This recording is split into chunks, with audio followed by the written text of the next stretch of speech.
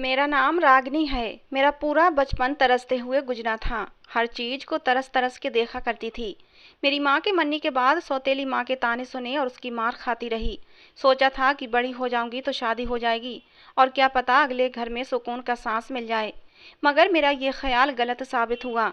पापा जो कि सौतेली माँ के पीछे लगे रहते थे, वो जो भी कहती बस वही बात पत्थर की लकीर बन जाया करती थी। वो मुझसे सारे घर के काम करवाती और बस 2 टाइम की रोटी मिल जाया करती थी।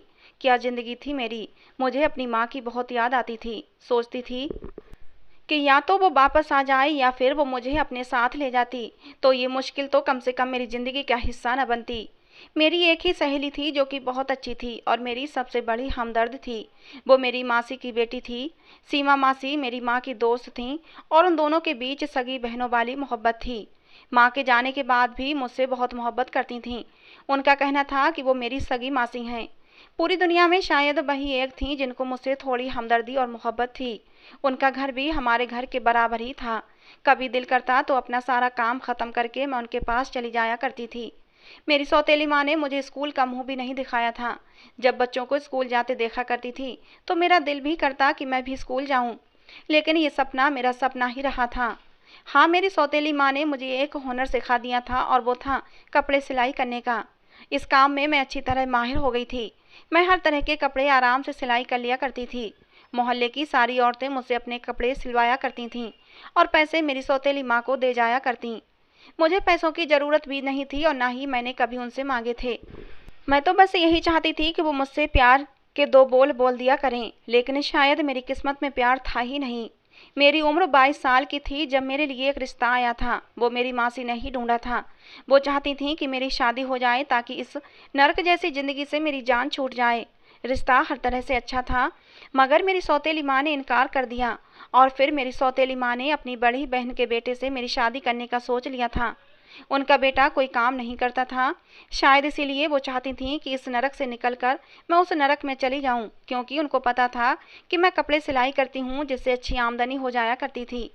सौतेली माँ ने उसी दिन मेरा रिश्ता अपनी बड़ी बहन के घर तय कर दिया। मुझे जो विश्वास था कि एक दिन मैं इस नरक से निकल जाऊंगी, मगर अब लगता था कि एक से निकलकर दूसरी में डाल दी जाऊंगी। शादी की सारी तैयारियां हो गई थीं। इसी हफ्ते शादी होनी थी। सीमा मासी ने पापा को रोकने और समझाने की बहुत कोशिश की, मगर पापा ने उनकी एक न सुनी, क्योंकि उन पर तो सिर्फ माँ की बात ही असर करती थी। मैंने भी कुछ नहीं कहा, बस खुद को हालात के भरोसे छोड़ दिया था। भगवान, अब तेरे सिवा मेरा कोई नहीं। और फिर अगले हफ्ते मेरी शादी हो गई। मेरा नाम किसी और नाम के साथ जोड़ दिया गया था। सारी जिंदगी के लिए मुझे किसी और के नाम से जीना था।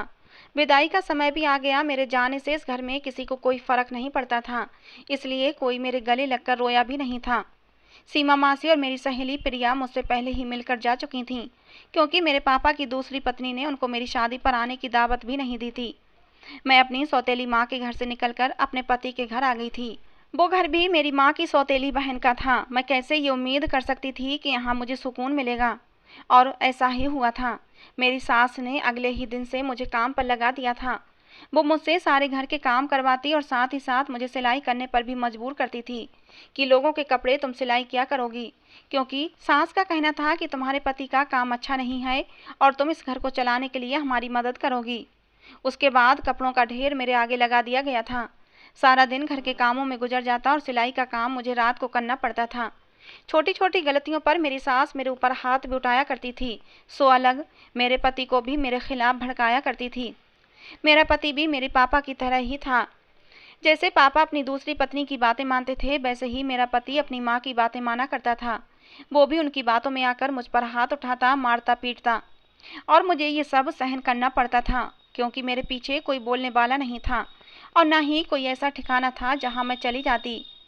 मैं सोचती थी कि अब सारी जिंदगी इन दोनों बहनों के जुल्म ही सहन करते हुए गुजर जाएगी। क्या इसका कोई हल होगा?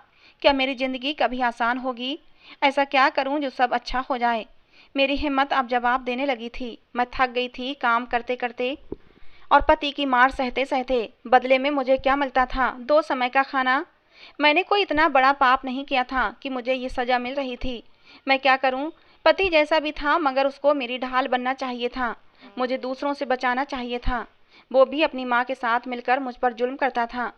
मुझे अपनी ज़िंदगी में खुशी आने की कोई उम्मीद नज़र नहीं आ रही थी।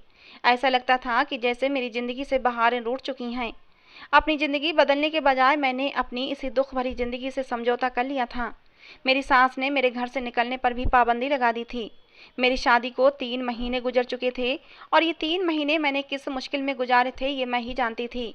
रातों को जाग जाग कर लोगों के कपड़े सिलाई करती और दिन भर घर के काम किया करती थी। मेरी इतनी मुश्किल ज़िंदगी तो अपने घर में भी नहीं थी जितनी यहाँ आकर हो गई थी। पापा एक बार भी मुझसे मिलने नहीं आए थे। मैं भी इसी उम्मीद पर थी कि शायद वो कभी आ जाएं, शायद उनको कभी मेरा ख्याल आ जाए, मगर ऐसा नहीं हुआ था।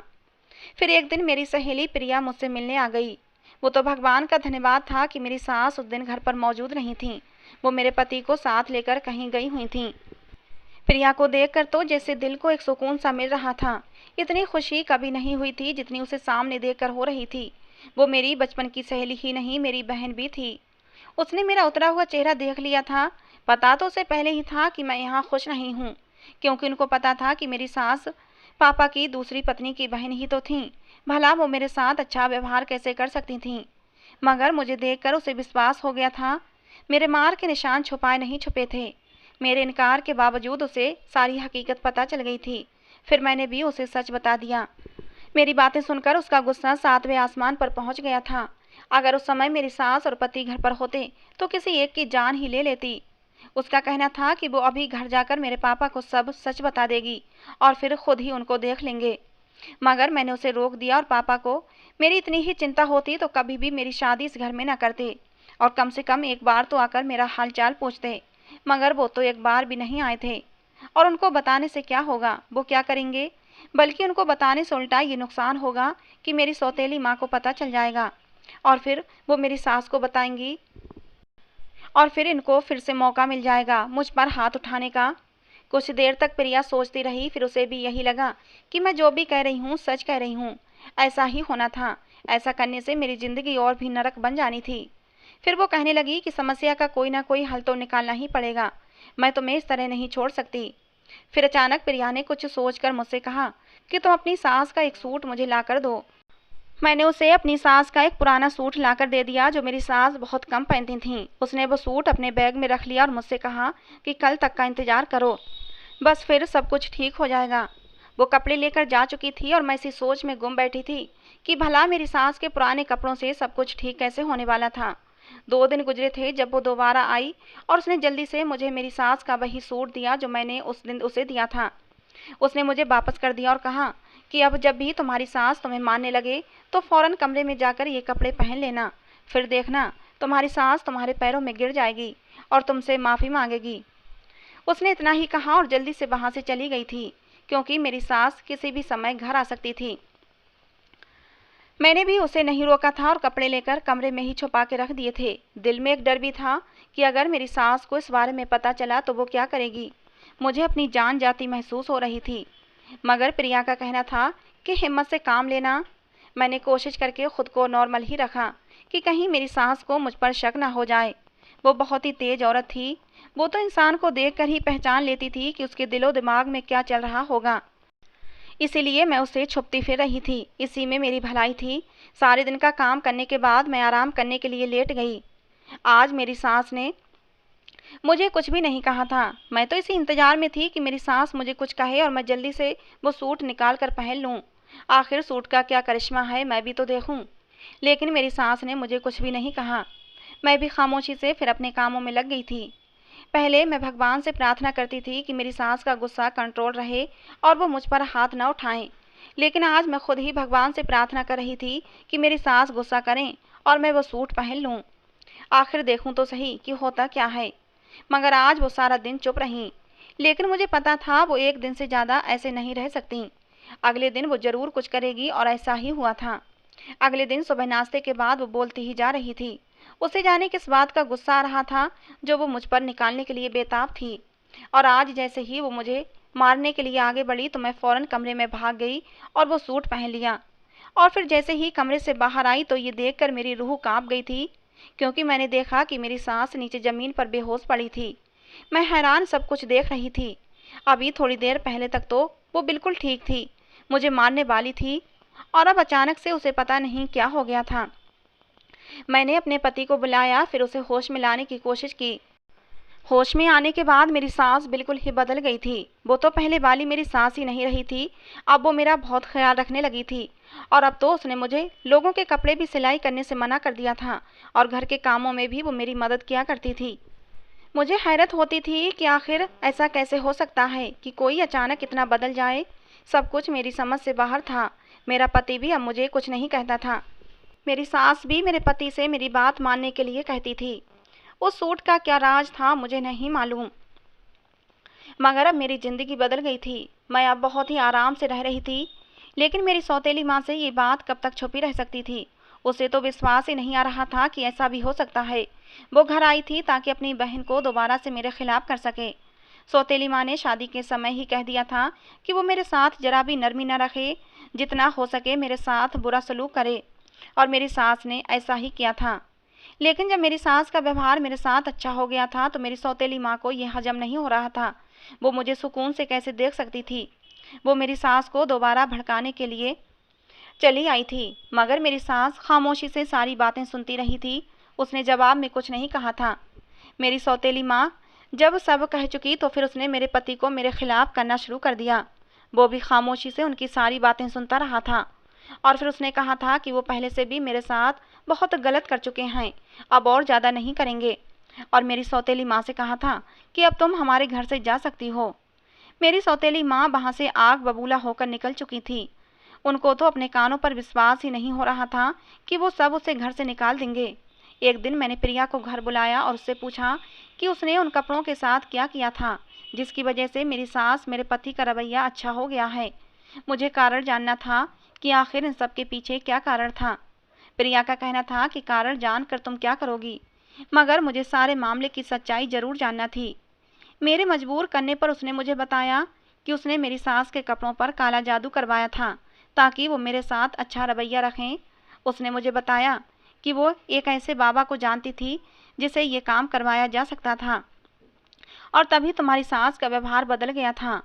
मगर मुझे यहाँ एक बात समझ नहीं आई थी कि जादू तो सिर्फ सास के कपड़ों पर हुआ था, मगर मेरा पति क्यों मेरी इतनी तरफदारी करने लगा था।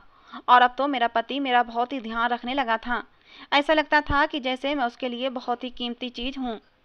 जब मैंने यही बात प्रिया से पूछी तो वो भी कहने लगी, हाँ बात तो तुम ठीक कह रही हो, जादू तो मैंने सिर्फ तुम्हारी सास के कपड़ों पर ही करवाया था, तुम्हारे पति पर नहीं। फिर मेरी सहेली ने समझाया कि हो सकता है तुम्हारा पति तुम्हारी सास की बात मानता था। अगर तुम्हारी सास ही तुम्हारे पति को तुम्हारे खिलाफ नहीं करेगी तो जाहिर सी बात है वो भी अच्छा ही हो जाएगा। मुझे ये सब जानकर कोई खुशी नहीं हुई थी, बल्कि मेरी आंखों में आंसू भर आए थे। मैंने प्रिया से कहा कि जादू करना कोई अच्छी बात नहीं और फिर जादू टोने में मैं विश्वास भी नहीं करती थी। और दूसरा ये कि बस जादू के असर से ही वो लोग अच्छे बने हुए थे, वरना उनको अपनी किसी गलती पर कोई शर्मिंदगी नहीं थी। अगर ऐसा था तो मुझे ये झूठी और बनावटी हमदर्दी और मोहब्बत नहीं चाहिए थी। मैं हमेशा से सच्ची मोहब्बत की प्यासी थी जो मुझे आज तक नहीं मिली थी।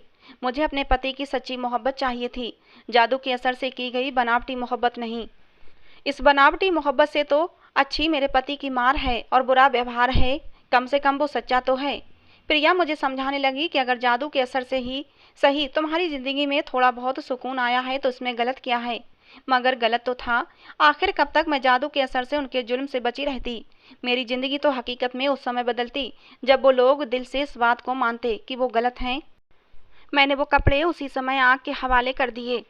मैं चाहती थी कि वो हकीकत में बदलें। अगर मेरी किस्मत में खुशी लिखी थी तो मुझे ज़रूर मिलनी थी, और अगर नहीं थी तो फिर क्या गिला शिकवा, हम क्या कर सकते हैं। प्रिया वापस चली गई थी। अब इस बात को 2 दिन गुजर गए थे जब अचानक से मेरी सास पहले वाली झगड़ालू औरत बन गई थी। मुझे बातें सुनाती, मुझे ताने देती, मौका मिलता तो मुझ पर हाथ भी उठाती, मगर मैं उसकी सारी बातें खामोशी से सह रही थी कि कहीं ना कहीं मुझे पता था कि मुझे ये सारी ज़िंदगी ही सहना था, तो मुझे इस सब की आदत डाल लेनी थी। मगर फिर एक दिन वो मुझे मारने लगी, मगर इससे पहले ही वो मुझे मारती किसी ने उनका हाथ पकड़ लिया था। मैं आंखें बंद किए खड़ी थी। मुझे थप्पड़ न पड़ने पर हैरत हुई थी और आंखें खोलकर देखा तो मुझे विश्वास नहीं हुआ था। मेरी सास का हाथ रोकने वाला कोई और नहीं बल्कि मेरा पति था।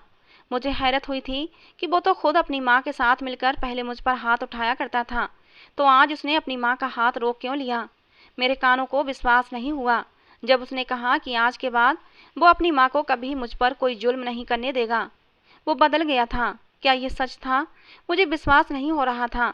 मेरी सास ने उससे बहुत कहा कि सारी गलती तुम्हारी पत्नी की है, इसने आज घर का फर्श ठीक से नहीं धोया है। सास ने न जाने क्या कुछ मेरे बारे में कहा, मगर मेरे पति का कहना था कि मैं सब जानता हूँ। मेरी आंखों पर जो पट्टी बंधी थी अब वो उतर चुकी है। उसे अब साफ साफ और सब ठीक दिखाई देने लगा है। अब मैं रागिनी के साथ कोई और जुल्म बर्दाश्त नहीं करूँगा और ना ही किसी को अनुमति दूंगा, चाहे वो मेरी अपनी माँ ही क्यों ना हो। वो मेरा हाथ पकड़े मुझे कमरे में ले आया था। मैं तो अभी तक इसी बात पर हैरान थी कि जो इंसान अपनी माँ के सामने मुझसे ठीक से बात भी नहीं करता था, अपनी माँ के कहने पर मुझे मारता था, आज उसने अपनी माँ का हाथ रोक रखा था। वो हाथ जो मुझ पर उठा था, वो जानता था कि उस समय मेरे दिमाग में क्या चल रहा था। यही कि उसने मेरे लिए ये सब क्यों और किस लिए किया, जबकि वो तो अपनी माँ की हाँ में हाँ मिलाता था। ये सवाल जो मेरे दिमाग में थे उसने खुद ही जवाब दे डाले और मुझे इस बात पर भी हैरत हुई थी कि उसे ये सब कैसे पता चला। मैं यही सोच रही थी जब उसने मुझे बताया कि उस दिन मैंने तुम्हारी और तुम्हारी सहेली प्रिया की बातें सुन ली थीं। उस दिन मुझे तुम्हारी बातें सुनकर ये एहसास हुआ था कि मैं और मेरी माँ किस कदर गलत हैं। वो अचानक ही मेरे पास आकर मेरे पैरों में बैठ गया और हाथ जोड़कर मुझसे अपने गलत व्यवहार की माफ़ी मांगने लगा। मुझे समझ नहीं आ रहा था ये सब क्या हो रहा था। उसकी आंखों में आंसू थे। उसका कहना था कि आज तक वो एक ऐसी लड़की के साथ गलत करता आया जो कि बहुत ही अच्छी लड़की थी। उसका दिल शीशे की तरह साफ था। मेरे पति ने मुझे बताया कि वो सिर्फ अपनी माँ की वजह से ही ऐसा नहीं करता था, बल्कि उसकी मासी, जो कि मेरी सौतेली माँ थी, उन्होंने मेरे पति को बताया था कि मैं अच्छी लड़की नहीं हूँ और ना ही मेरी माँ अच्छी औरत थी। फिर मेरे पति ने मुझे बताया कि तुम्हारी सौतेली माँ ने मुझे ये भी बताया था कि तुम्हारी माँ घर से भाग गई थी। मेरी मासी ने मुझे ये भी बताया कि तुम भी अपनी माँ की तरह चरित्रहीन हो और तुम भी एक दिन ऐसा ही करोगी। मुझे छोड़कर एक दिन तुम भी भाग जाओगी। उस दिन तुम्हारी और तुम्हारी सहेली की बातें सुनकर मुझे एहसास हुआ था, जब इंसान की सोच इतनी अच्छी हो, जिसके ख्याल इतने पवित्र हों, वो कभी गलत हो ही नहीं सकता। मैंने अपने पति को बताया कि मेरी माँ घर से नहीं भागी थी, बल्कि उनके खिलाफ साजिश की गई थी। मेरी सौतेली माँ मेरे पापा से शादी करना चाहती थी, इसीलिए उसने मेरी माँ पर झूठा इल्ज़ाम लगाया था, जिसका दुख मेरी माँ बर्दाश्त नहीं कर पाई थी और दुनिया से ही चली गई थी। उसके बाद उन्होंने मेरे पापा से शादी कर ली थी और सारी ज़िंदगी मेरी माँ को गलत बनाकर रखा था और मुझे भी उनके नाम के ताने देती रही थीं। वो मुझसे बहुत नफरत करती थी और मुझे सारी ज़िंदगी तकलीफ़ देने के लिए ही मेरी शादी यहाँ करवाई थी। मेरी बात सुनकर मेरे पति ने दोबारा से मुझसे माफ़ी मांगी थी। मेरा पति बदल गया था। उस दिन के बाद से ही मेरा ख्याल रखने लगा था। उसे अपनी गलती का एहसास हो गया था और ये बातें मेरी सास को भी जब पता चली थीं तो उन्होंने भी मुझसे माफ़ी मांगी थी। मेरी सौतेली माँ से उन्होंने मिलना जुलना बंद कर दिया था। उनका कहना था कि वो एक बेशरम औरत है जिसने अपने फ़ायदे के लिए दूसरे की ज़िंदगी ख़राब की थी। ये कोई आम बात नहीं थी, किसी पर झूठा इल्ज़ाम लगाया था। पापा को भी ये बात पता चल गई थी और वो जो सारी ज़िंदगी मेरी मरी हुई माँ को गलत समझ रहे थे, जिसकी वजह से मुझसे भी दूर हो गए थे, अब बहुत ही शर्मिंदा थे। उनका कहना था कि उनके अंदर मुझसे माफ़ी मांगने की भी हिम्मत नहीं है, मगर मैंने अपने पापा को माफ़ कर दिया था। वो जैसे भी थे मेरे पापा थे। मगर मेरी सौतेली माँ अब भी नहीं बदली थी, मगर मुझे उनकी अब बिल्कुल भी परवाह नहीं थी। आज मैं अपने घर में बहुत खुश थी। मैंने इतने साल भगवान का नाम लेकर सब्र किया था और मुझे उसी का फल मिल गया था। दोस्तों, आप लोगों को क्या लगता है, क्या मेरी सौतेली माँ मेरा घर दोबारा से बर्बाद करने की कोशिश करेगी? और अगर करेगी तो मुझे आगे क्या करना चाहिए? अपनी राय कमेंट बॉक्स में ज़रूर देना। तो दोस्तों, आज की कहानी पसंद आई हो तो प्लीज़ लाइक करना। चैनल को सब्सक्राइब नहीं किया है तो जल्दी से सब्सक्राइब कर लेना, क्योंकि आपको डेली ऐसी ही नई नई कहानियाँ सुनने को मिलेंगी। कहानी को अंत तक सुनने के लिए आप लोगों का बहुत बहुत धन्यवाद दोस्तों। मिलते हैं अगली किसी नई कहानी में।